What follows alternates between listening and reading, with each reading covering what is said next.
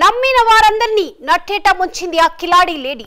చీటీలంటూ గాలమేసి సొంత గ్రామస్తులతో పాటు పరిచయస్తులందర్నీ మోసం చేసింది. కోట్ల రూపాయలు వసూలు చేసి చప్పా పెట్టకుండా ఊరొదిలి చెక్కేసింది. ఒకటి కాదు, రెండు కాదు, ఏకంగా 250 కుటుంబాలు ఇప్పుడు రోడ్డున పడ్డాయి. ఆమె చేతిలో మోసపోయిన బాధితులంతా లబోదిమోమంటూ గుండెలు బాదుకుంటున్నారు. మరి ఆ కిలాడి లేడీ చేసిన ఘరానా మోసం గురించి తెలుసుకోవాలంటే ఇంకెందుకు ఆలస్యం, వాచ్ ది స్టోరీ.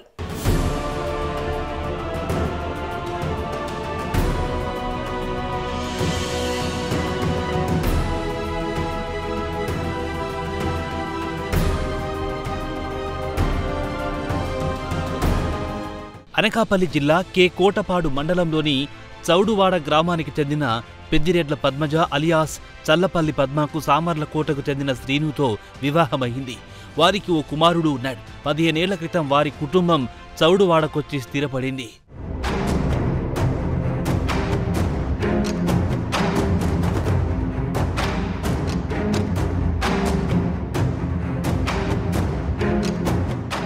అయితే ఆ తర్వాత భర్త చనిపోవడంతో కొన్నాళ్ల పాటు అనకాపల్లికి మకాం మార్చింది పద్మజ.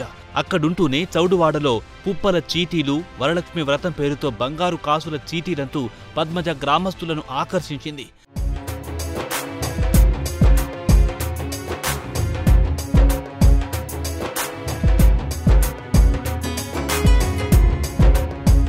చౌడువాడ గ్రామస్తులతో పాటు పరిచయస్తులందరూ పద్మజ వద్ద 20,000 రూపాయల నుంచి 20 లక్షల రూపాయల వరకు చీటీలు కట్టారు. ఆమెపై నమ్మకంతో కొంతమంది చీటీ పాటలో వచ్చిన డబ్బు మొత్తాన్ని పద్మజకి తిరిగి వడ్డీకిచ్చేవారు. అలా కోట్ల రూపాయలు వసూలు చేసింది పద్మజ. ఈ నెల 19న చిట్టి డబ్బులు చెల్లించాల్సి ఉండగా అనూహ్యంగా పద్మజ అదృశ్యమైంది.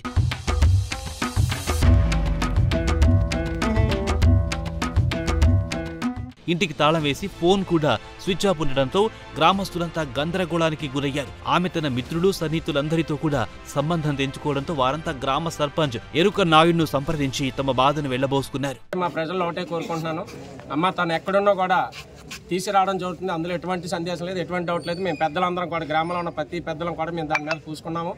మేము అలా పై అధికారుల దృష్టి కూడా తీసుకెళ్ళి ఎక్కడున్నా కూడా ఎలా ఏ బొక్కలో ఉన్నా కూడా పొగ పెట్టి ఎలా తీసుకురావాలో అధికారులు తెలుసు, మాకు తెలుసు. దాన్ని బయట తీసుకురావడం 100% జరుగుతుంది.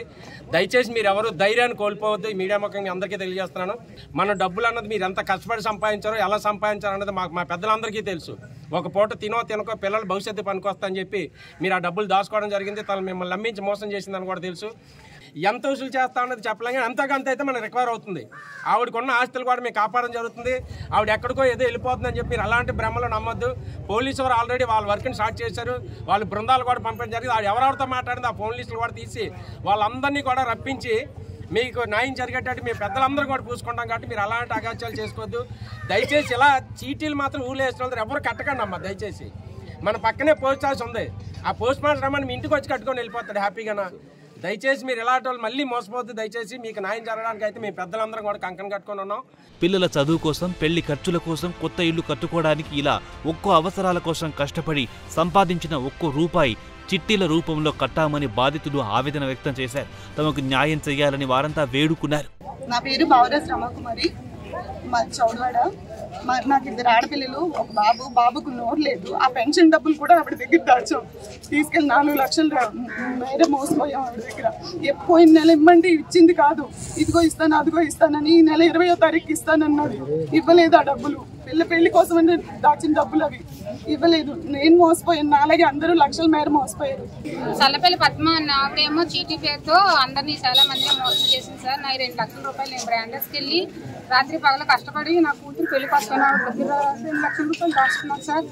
మొన్న ఒంట్లో అపోలో హాస్పిటల్లో జాయిన్ అయ్యి ఉన్నా సార్. నా డబ్బులు నాకు ఇమ్మని నేను నా కూతురు ఎంత బతికినాడు కాల్ పట్టుకున్నా సార్. ఆవిడ అవ్వలేదు సార్. కానీ ఎలా మోసం చేసిందో తెలియదు. నాతో పాటు 300 పైన జనం ఉన్నారు సార్.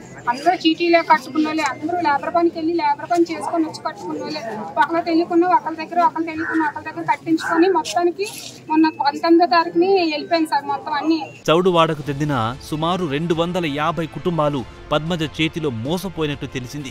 పద్మజ దాదాపు 5 కోట్ల రూపాయల వరకు వసూలు చేసిందని బాధితులు పేర్కొంటున్నారు. పద్మజ అదృశ్యమవడంతో ఇప్పుడు వారంతా లబోదిబోమంటున్నారు.